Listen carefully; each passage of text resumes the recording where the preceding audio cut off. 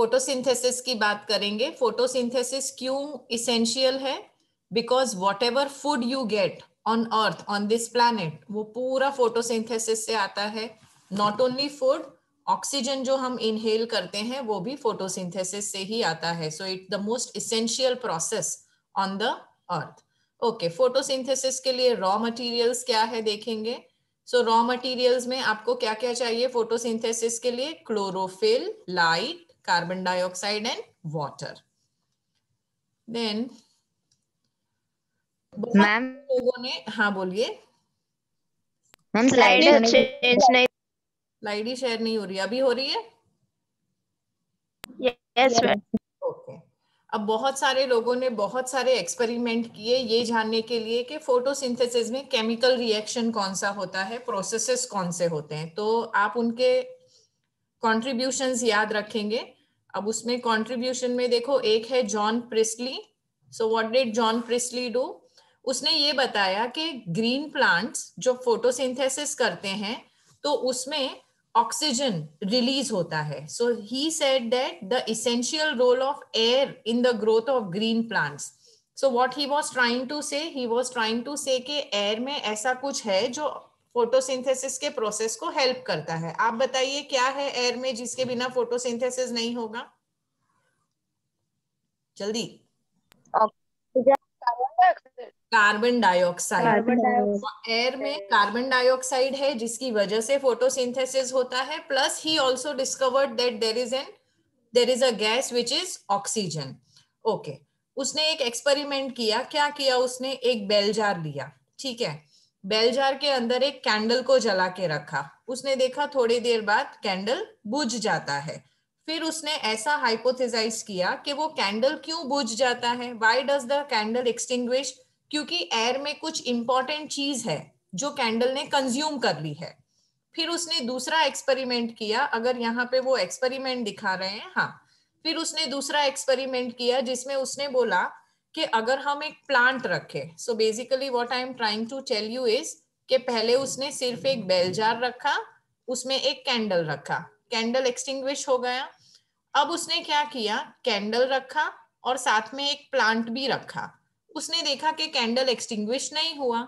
तो उसने ये कंक्लूड किया कि there is something which is consumed during burning, और वो चीज को रिस्टोर करने का काम प्लांट्स करते हैं।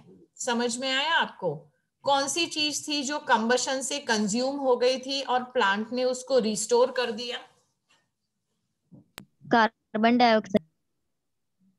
ऑक्सीजन। जब कंबशन होता है, वैक्स को कंबशन के लिए ऑक्सीजन चाहिए। वो ऑक्सीजन को प्लांट ने दोबारा से रिप्लेनिश कर दिया या तो रिस्टोर कर दिया, ठीक है। अब यहाँ पे जो आपको स्लाइड दिख रही है, क्या दिख रहा है स्लाइड में? क्या दिख रहा है? Plant correct. तो एक बेल जार में है। हाँ, तो देखो ये बेल जार में ये बताने की कोशिश की है कि अगर हमने खाली माउस यहाँ रखा होता तो थोड़ी देर बाद माउस को सफोकेशन होने लगता। क्यों सफोकेशन होने लगता? क्योंकि जितना भी ऑक्सीजन बेल जार में था वो माउस ने कंज्यूम कर लिया। अब और ऑक्सीजन कहाँ से आएगा? अब अगर प्लांट के साथ माउस रखा है तो माउस को सफोकेशन नहीं होगा, क्योंकि प्लांट कंटिन्यूअसली ऑक्सीजन प्रोड्यूस करेगा। समझ में आ गया इतना? यस। ठीक है। So that was the same thing that was shown by Joseph priestly. उसने कहा कि plant restore injured air. Injured air का मतलब जिस एयर में से ऑक्सीजन यूज हो चुका है। फोटोसिंथेसिस का रिएक्शन दिख रहा है आपको स्क्रीन पे? रिएक्शन दिख रहा है बच्चों? Yes ma'am. बिल्कुल रट जाना चाहिए रिएक्शन आपको। 6 moles of carbon dioxide, 12 moles of water use करके 1 मोल ऑफ ग्लूकोज बनता है, 6 मोल्स ऑफ वाटर बनते हैं और 6 मोल्स ऑफ ऑक्सीजन बनता है। ग्लूकोज का फॉर्मूला बहुत अच्छे से याद करो, CHO 6 6 12, ठीक है। अब यहाँ पे देखो दो चीजें हमको मिली एज प्रोडक्ट, एक ग्लूकोज और दूसरा ऑक्सीजन। अच्छा, अब दूसरा क्वेश्चन ये था साइंटिस्ट को कि ये जो ऑक्सीजन आ रहा है, ऑक्सीजन कहाँ से आ रहा है? देखो दो चीजों में से ऑक्सीजन आ रहा है, आ सकता है, या तो कार्बन डाइऑक्साइड में से या तो वाटर में से। आप मुझे बताइए ऑक्सीजन कहाँ से आता है? कार्बन डाइऑक्साइड में से। नो नो नो, ऑक्सीजन आता वाटर માંથી। स्प्लिटिंग ऑफ वाटर मॉलिक्यूल में से, ठीक है, याद रखेंगे इस बात को। ऑक्सीजन कहाँ से आता है? Splitting of water molecule. Correct, ठीक है। अब फोटोसिंथेसिस होता कहाँ पे है वो भी जानना जरूरी है। तो photosynthesis takes place in leaves. Leaves में कहाँ? अभी एनाटॉमी पढ़ी ना हमने, जल्दी जल्दी बता दो, डाइकॉट के लीफ और मोनोकॉट के लीफ में क्या फर्क है? डाइकॉट के लीफ में गार्ड शेप स्टोमेटा होता है और मोनोकॉट के लीफ में डबल शेप स्टोमेटा होता है। Perfect, very good. और बताओ और क्या होता है? ये हो गए मोनोकॉट के। और डाइकॉट के लीफ में रेटिकुलेट वेनेशन होता है, पैरेलल वेनेशन मोनोकॉट के ये भी परफेक्ट। और बताओ, होता है। और बताओ और क्या डिफरेंस है? डाइकॉट में सेल्स क्लोजली पैक्ड होते हैं और मोनोकॉट में नहीं होते हैं। ये वाला डिफरेंस अच्छे से बताओ, क्योंकि मैं इसी की बात कर रही हूँ। जब हमने एनाटॉमी पढ़ी थी, डाइकॉट सेल्स में इलोंगेटेड सेल्स होते हैं जो क्लोजली पैक्ड होते हैं, और मोनोकॉट सेल्स में ना स्पॉन्जी सेल्स भी होते हैं जो क्लोजली पैक्ड नहीं होते। कुछ टर्म पढ़ा था आपने, isobilateral. Yes Yes, ma'am.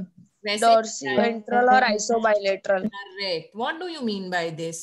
Dorsey ventral and iso ma'am dorsiventral मतलब स्टोमेटा सिर्फ डॉर्सल साइड पे ही प्रेजेंट होता है इन डाइकॉट लीव्स, और मोनोकॉट लीव्स में दोनों साइड पे प्रेजेंट होता है स्टोमेटा। उसके अलावा मीजोफिल जो है डाइकॉट में कैसा होता है और मोनोकॉट में कैसा होता तो बेसोफिल है ना is present upper and lower epidermis and it is are of two types in dicot, spongy और पैलिसेड पैरेन्काइमा। और जो स्पॉन्जी पैरेन्काइमा जो होता है ना उसमें लेस इंट्रासेलुलर स्पेस होती है।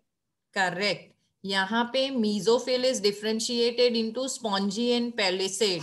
यहाँ पे मीजोफिल में एक जैसे ही सेल होते हैं सब जगह, ठीक है। तो अब हम बात कर रहे हैं मीजोफिल की, और मीजोफिल की बात इसलिए कर रहे हैं क्योंकि क्लोरोप्लास्ट यहाँ पर ही प्रेजेंट होता है। समझ में आ रहा है आपको? Yes ma'am. ओके, कहाँ गया मेरा स्लाइड शो? दिख रहा है?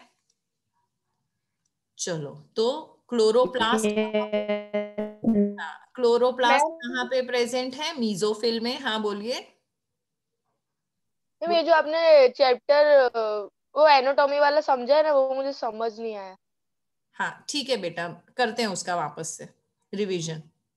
ओके, मीजोफिल सेल्स हैं, उसमें लीव्स में मीजोफिल सेल्स हैं और उसमें बहुत सारे क्लोरोप्लास्ट हैं। क्या करेंगे ये क्लोरोप्लास्ट? सनलाइट को ट्रैप कर लेंगे और उसको फिर किस में कन्वर्ट कर देंगे? केमिकल एनर्जी में कन्वर्ट कर देंगे, ग्लूकोज में कन्वर्ट कर देंगे। अब यहाँ पे देखो क्लोरोप्लास्ट के अंदर क्या है। क्लोरोप्लास्ट के अंदर दो चीजें हैं, ग्रेना और stromal lamellae, and also the fluid stroma. तो मैं आपको अभी डायग्राम भी बताऊंगी, पर सपोज ये आपका क्लोरोप्लास्ट है, लेटस से डबल मेम्ब्रेन होती है क्लोरोप्लास्ट की। अब ये क्लोरोप्लास्ट के अंदर कुछ सॉलिड चीजें हैं ये, तो ये मैंने क्या बनाया? ग्रेना बनाया। और जो व्हाइट स्पेस आपको दिख रही है वो क्या है? वो स्ट्रोमा है। Plus grana are interconnected to each other with a lamellar system. Lamellar system का मतलब क्या होता है? Membrane system. तो वो मेम्ब्रेन्स को भी क्या बोलेंगे? Stromal lamellae. तो कौन सी तीन चीजें प्रेजेंट है क्लोरोप्लास्ट में? एक है ग्रेना, दूसरा है स्ट्रोमल लेमेले, और तीसरा है लिक्विड पार्ट, फ्लूइड स्ट्रोमा। इतना क्लियर है? Yes ma'am. अच्छा, सनलाइट कहाँ ट्रैप होती है? What is responsible for trapping the sunlight? देखो वो जो ग्रेना है ना, वो ग्रेना बना हुआ है बहुत सारे थाइलेकॉइड्स का। अब ये जो थाइलेकॉइड की मेम्ब्रेन है, वो थाइलेकॉइड की मेम्ब्रेन के अंदर क्लोरोफिल है। तो actually it is the chlorophyll which is trapping the light energy. So it is the membrane system and the chlorophyll pigment in the membrane system that is trapping the light energy. और ये light energy को फिर हम क्या कर रहे हैं, इसको कन्वर्ट कर दे रहे हैं केमिकल एनर्जी में। तो क्या होगा उससे, केमिकल एनर्जी किस फॉर्म में सिंथेसिस हो रही है, ATP एंड NADH। तो in the process of photosynthesis जो भी एनर्जी हमने यूटिलाइज की है वो किस फॉर्म में कन्वर्ट हो गई है, दो बायोमोलिक्यूल्स के फॉर्म में कन्वर्ट हो गई है, ATP एंड NADPH। ATP क्या है, एनर्जी करेंसी है। NADPH का रोल क्या है, NADPH प्रोवाइड्स रेड्यूसिंग इक्विवेलेंट। ये भी बहुत जरूरी चीज है, इसमें से एनर्जी भी मिल जाएगी लेकिन it is providing reducing equivalent. Clear है? Yes ma'am. स्ट्रोमा में मैंने आपको बताया कि ग्रैना में क्या हो रहा है, ग्रैना में लाइट एनर्जी ट्रैप हो रही है। स्ट्रोमा में क्या हो रहा है, स्ट्रोमा में ऐसे एंजाइमेटिक रिएक्शंस हो रहे हैं जिसकी वजह से शुगर सिंथेसिस हो रहा है। शुगर का मतलब यहाँ पे क्या है, शुगर का मतलब यहाँ पे ग्लूकोज है, और ग्लूकोज का पॉलीमराइजेशन होके वो क्या बन जाएगा बाद में, वो स्टार्च बन जाएगा। क्लियर है? यस और नो? ओके ओके, थोड़ा फास्ट जा रही हूँ क्योंकि रिवीजन है। ओके अच्छा, तो ये देखो ये आपका फोटोसिंथेसिस, तो यहाँ पे क्या दिखाया है, सनलाइट है। सनलाइट कहाँ जा रही है, लीव्स में जा रही है, और लीव्स में जाके सनलाइट क्या कर रही है, फोटोसिंथेसिस कर रही है। कैसे, वाटर और लाइट ये दोनों रॉ मटेरियल्स हैं। कार्बन डाइऑक्साइड भी एक रॉ मटेरियल है। बाद में क्या होगा, it will be converted into chemical energy. तो ये देखो ये मीजोफिल सेल्स हैं, इसके अंदर ये ग्रीन ग्रीन डॉट्स हैं वो क्लोरोप्लास्ट हैं। तो chloroplast will trap light energy, water will enter the leaf through stomata, carbon dioxide also enters through stomata, और ये सारी चीज यूज करके क्या बन गया, ये सारी चीज यूज करके शुगर बन गया। क्लियर है? शुगर का मतलब यहाँ पे कार्बन डाइऑक्साइड। ये देखो बहुत ही बढ़िया डायग्राम है क्लोरोप्लास्ट का। दो मेम्ब्रेन है इसमें, कौन सी दो मेम्ब्रेन, एक है आउटर मेम्ब्रेन ये वाली, और दूसरी है इनर मेम्ब्रेन ये वाली। अब इसके अंदर क्या है, इसके अंदर ग्रैनम है। ग्रैनम देखो क्या, ये एक ग्रैनम, ठीक है, ये दूसरा। अब ये ग्रैनम किसके बने हुए हैं, देखो एक के ऊपर एक थाइलेकॉइड्स रखे हुए हैं, वो थाइलेकॉइड के अंदर। So what are granum, granum are stacks of thylakoid, और वो थाइलेकॉइड के अंदर क्लोरोप्लास्ट है। बाकी का जो पोर्शन है, ये लिक्विड वाला जो पोर्शन है वो क्या है, स्ट्रोमा, और एक दूसरे से इसको जो जोड़ रहे हैं वो क्या है, वो है stromal लेमेले। I think the diagram is quite clear. We can go to the next slide. Okay ये आ गया आपके लीफ का टीएस। थोड़ा सा रिलेट करने की कोशिश करो एनाटॉमी से, और जिन लोगों को एनाटॉमी समझ में नहीं आया दोबारा से रिवीजन करेंगे। ओके तो अब हम क्या करेंगे, अब हम लीफ की एनाटॉमी देखेंगे। ये लीफ है, ठीक है। अब ये लीफ का थोड़ा सा पार्ट, उसका सेक्शन कटिंग करके मैग्नीफाई करके देखते हैं क्या क्या है। देखो ये सबसे पहला लेयर क्या है, ट्राइकोम्स है। अब मुझे बताओ ट्राइकोम और रूट हेयर में क्या फर्क था। One major, root hair roots में होता है और ट्राइकोम स्टेम में होता है। पर ये तो लीफ और ये मल्टीसेलुलर होता है और वो यूनिसेलुलर। हाँ ये वाला इंपॉर्टेंट है, यूनिसेल्यूलर मल्टी सेल्यूलर, ठीक है। ओके अरे यार ये बार बार लोग आते हैं जाते हैं। अच्छा व्हाट डू आई डू, अरे रुको,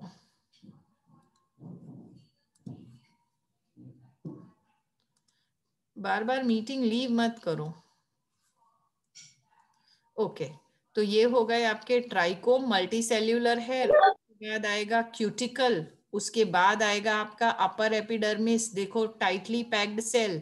अब देखो ये जो लीफ है ये आइसोबाइलेटरल है, यहाँ पे पेलिसेड मीजोफिल है और यहाँ पे स्पॉन्जी मीजोफिल है। दोनों में फर्क क्या है, यहाँ पे बहुत सारी एयर गैप्स है। बीच में और क्या है, जहां जहां पे वेन्स होती है वहां वहां पे जाइलम और फ्लोयम है। देखो ये जो ब्लू वाला है ये फ्लोएम है जहां पे स्टार्च स्टोर होगा, और ये जो रेड वाला है ये जाइलम है। फिर उसमें और क्या है, बंडल शीथ सेल्स भी हैं, इनको याद रखना, इसके बारे में बाद में बात करेंगे। और यहाँ पे एपिडर्मिस में क्या है, स्टोमेटा है। क्योंकि ये डम्बल शेप्ड स्टोमेटा है, क्या बोल सकते हो ये कौन सा लीफ है? मोनोकॉट। सॉरी ये मैं ही गलत बोली क्योंकि ये किडनी शेप्ड स्टोमेटा है, तो क्या बोल सकते हो इसके बारे में? डाइकॉट लीफ है। Dicot leaf. डाइकॉट लीफ का स्टोमेटा है। पेलिसेड और स्पॉन्जी मीजोफिल है, इसलिए भी बोल सकते हो कि डाइकॉट लीफ है। ठीक है। अब प्लांट सेल में देखो बहुत बड़ा सा वैक्यूल होता है, it will occupy 60 to 70% of the space, और बाकी सारे organelles are pushed towards the periphery.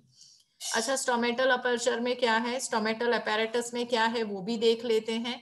Stomatal apparatus में गार्ड सेल्स हैं, ये आपके गार्ड सेल्स हैं जिसके अंदर क्लोरोप्लास्ट भी है। और क्या है, उसके बाहर एपिडर्मल सेल्स हैं, और गार्ड सेल्स देखो कैसे हैं, अंदर से थिक है और बाहर से थिन है।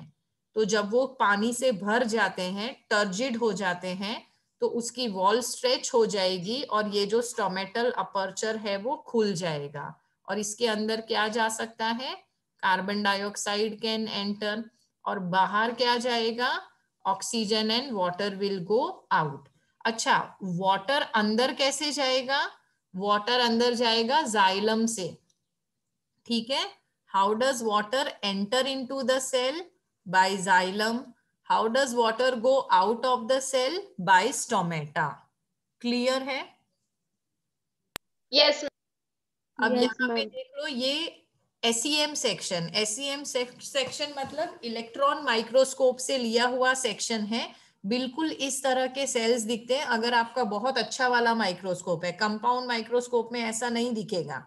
This is scanning electron microscope का पिक्चर। ओके, तो यहाँ पे भी देखिए cells, epidermis, palisade mesophyll, spongy mesophyll, leaf का vein. So this is how it exactly is in the plant. ये वाला जो है ये डायग्रामेटिक रिप्रेजेंटेशन है। नेक्स्ट स्लाइड पे जाएंगे। अब यहाँ पे फोटोसिंथेसिस में दो रिएक्शन होती है, एक है लाइट रिएक्शन, दूसरी है डार्क रिएक्शन। लाइट रिएक्शन क्या है, देखो लाइट ड्रिवन, बिना लाइट के नहीं होगी। डार्क रिएक्शन मतलब डायरेक्टली लाइट पे डिपेंडेंट नहीं है, लेकिन लाइट से जो प्रोडक्ट्स बने उस पे डिपेंडेंट है। तो अगर लाइट रिएक्शन नहीं होगा तो डार्क रिएक्शन भी नहीं होगा, because it is depending upon the light reaction. But जब डार्क रिएक्शन हो रहा है उस वक्त स्ट्रिक्ट रिक्वायरमेंट नहीं है सनलाइट की, वो रात को भी हो सकता है। पिगमेंट्स कौन से हैं फोटोसिंथेसिस में? 4 तरह के पिगमेंट्स हैं फोटोसिंथेसिस में, chlorophyll a, chlorophyll b, xanthophyls and carotenoids.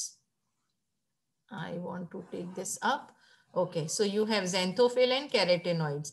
अब इनके कलर क्या है ये भी देख लो। क्लोरोफिल ए कौन सी लाइट एब्जॉर्ब करेगा? ब्राइट और ब्लू ग्रीन, मतलब सॉरी इनके खुद के कलर हैं ब्राइट और ब्लू ग्रीन। क्लोरोफिल बी कौन से कलर का है? येलो ग्रीन कलर का है। xanthophyll येलो कलर का है, carotenoids yellow to orange colour का है। xanthophyll और कैरोटेनॉइड्स जरूरी नहीं है कि सिर्फ लीफ में हो, फ्रूट्स वेजिटेबल्स में भी हो सकते हैं। क्लियर? Yes ma'am. जाओ। Okay, chlorophyll A. अब मैंने आपको 4 पिगमेंट्स बताए, वो चारों पिगमेंट में से सबसे ज्यादा फोटोसिंथेसिस कहाँ हो रहा है? सबसे ज्यादा फोटोसिंथेसिस हो रहा है क्लोरोफिल ए में। So it is associated with photosynthesis. सारा फोटोसिंथेसिस कहाँ होगा? देखो जो सनलाइट है ना, सनलाइट में पूरा का पूरा स्पेक्ट्रम है 7 कलर्स का, पर पूरे 7 कलर्स में एफिशिएंटली फोटोसिंथेसिस नहीं होता है। सबसे ज्यादा फोटोसिंथेसिस कहाँ हो रहा है? Blue and red colour. इसको एमसीक्यूज के लिए याद रखेंगे। सबसे ज्यादा फोटोसिंथेसिस कहाँ हो रहा है? Blue and red. Red colour. Blue and red. यहाँ कैसे पता चला कि ब्लू एंड रेड कलर में सबसे ज्यादा फोटोसिंथेसिस हो रहा है? तो लोगों ने क्या किया, क्लोरोफिल का, एक्साइटेड क्लोरोफिल का एब्जॉर्प्शन स्पेक्ट्रा नोटिस किया या तो उसको रिकॉर्ड किया। अब देखो एब्जॉर्प्शन स्पेक्ट्रा का मतलब क्या है। सिंपल केमिस्ट्री में सपोज अगर कोई पिगमेंट है, ठीक है, अब वो पिगमेंट को अगर लाइट मिली, light is the form of energy, तो वो एक्साइटेड स्टेट में चला जाएगा। अब एक्साइटेड स्टेट में गया तो उसने क्या एब्जॉर्ब किया, लाइट एब्जॉर्ब की। तो एक टेक्निक होती है जिसको बोलते हैं स्पेक्ट्रोस्कोपी। तो स्पेक्ट्रोस्कोपी से आप एक्चुअली स्पेक्ट्रम दिखा सकते हो कि उसने कितनी लाइट एब्जॉर्ब की और कितना पीक पे पहुंच गया। तो ये एब्जॉर्प्शन स्पेक्ट्रा है। यहाँ पे देखो 3 तरह के पिगमेंट्स दिखाए हुए हैं, क्लोरोफिल ए, क्लोरोफिल बी और कैरोटेनॉइड। तो क्लोरोफिल ए 2 जगह पीक है इसकी, एक है 400 नैनोमीटर के आसपास, दूसरी है 700 नैनोमीटर के आसपास। तो अगर हम इस वेवलेंथ को बोलेंगे कि ये वेवलेंथ कौन से कलर की वेवलेंथ है, तो आप मुझे बताइए कौन से कलर की वेवलेंथ है ये। अभी हमने पढ़ा था ब्लू और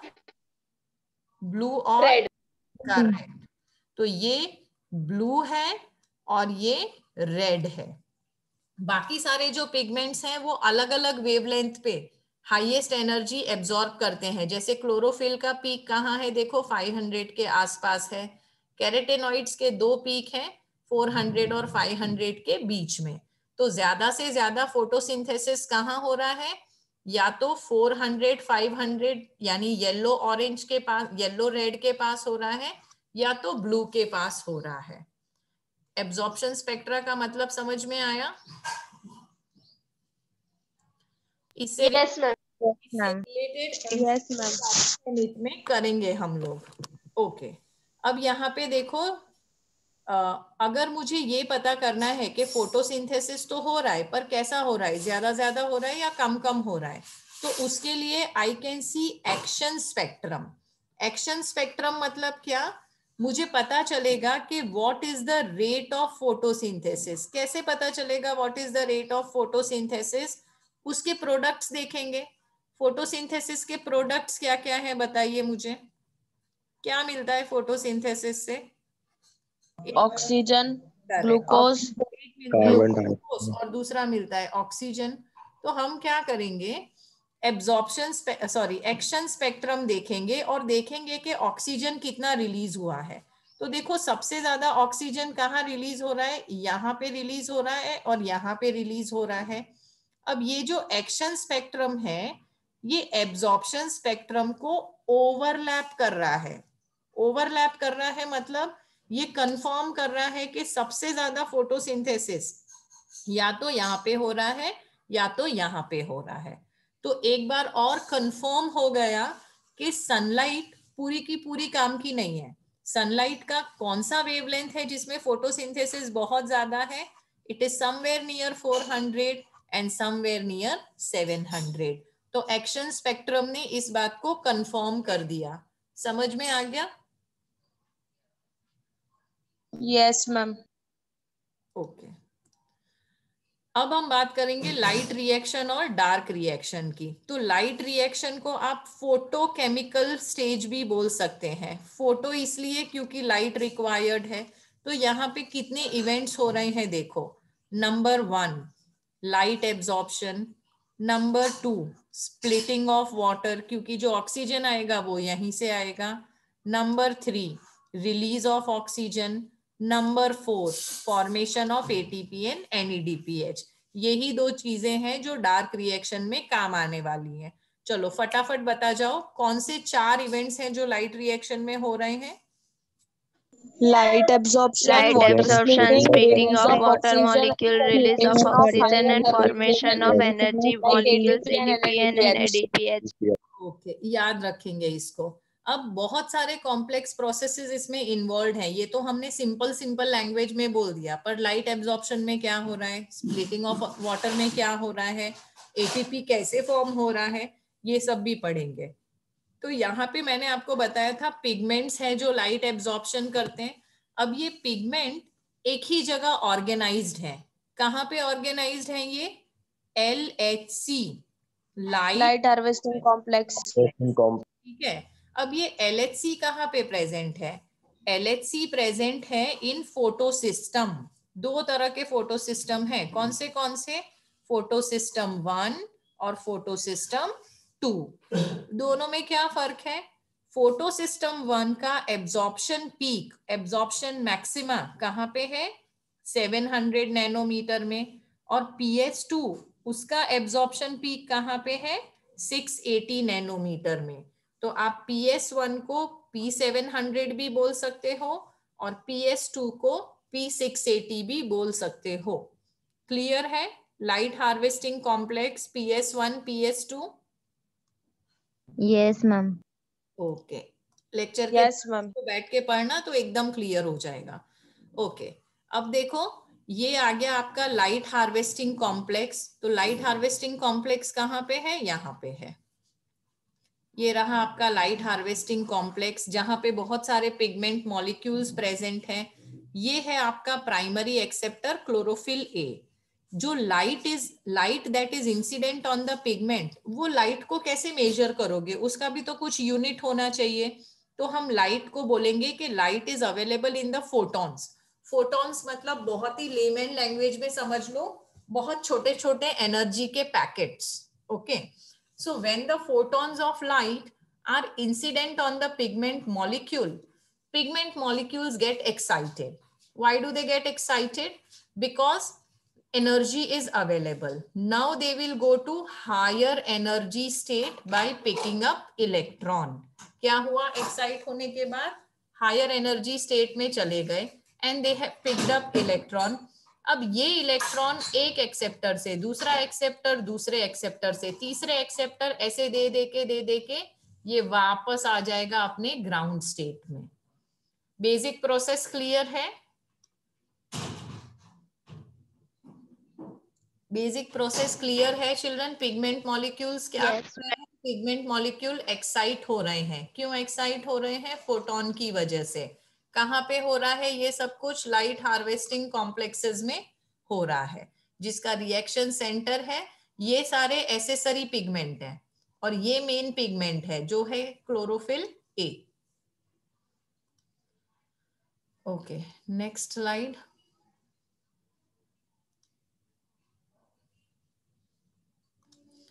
अब यहाँ पे हमने बात की थी कि दो फोटो सिस्टम है और हमने ये भी देखा कि वो जो पिगमेंट है उसने क्या किया? वो एक्साइट हुआ तो उसने इलेक्ट्रॉन पिक किया। अब इलेक्ट्रॉन उसके पास ही नहीं रहेगा, इलेक्ट्रॉन ट्रांसपोर्ट होगा थ्रू अन ETS। ETS क्या है? ETS या तो ETC बोल सकते हो, इलेक्ट्रॉन ट्रांसपोर्ट सिस्टम है, या तो इलेक्ट्रॉन ट्रांसपोर्ट चेन है। ठीक है, अब देखो ये चेन कहाँ से कहाँ जा रहा है, इसको बहुत अच्छे से समझना। फोटो सिस्टम 2, उसके रिएक्शन सेंटर में क्या है? क्लोरोफिल ए। कौन सी लाइट एब्जॉर्ब कर रहा है? 680 नैनोमीटर का वेवलेंथ। 680 नैनोमीटर का वेवलेंथ मतलब कौन सा कलर? Red colour. ठीक है, अब इसने ये रेड कलर के फोटॉन्स एब्जॉर्ब किए, उसकी वजह से क्या हुआ?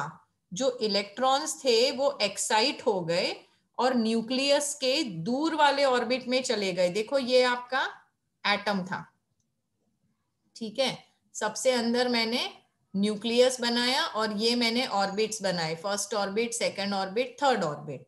अब समझो आपका जो इलेक्ट्रॉन था वो यहाँ था, फर्स्ट ऑर्बिट में था, ये अच्छा नहीं बनाया मैंने। इलेक्ट्रॉन आपका था फर्स्ट ऑर्बिट में, यहाँ था आपका इलेक्ट्रॉन।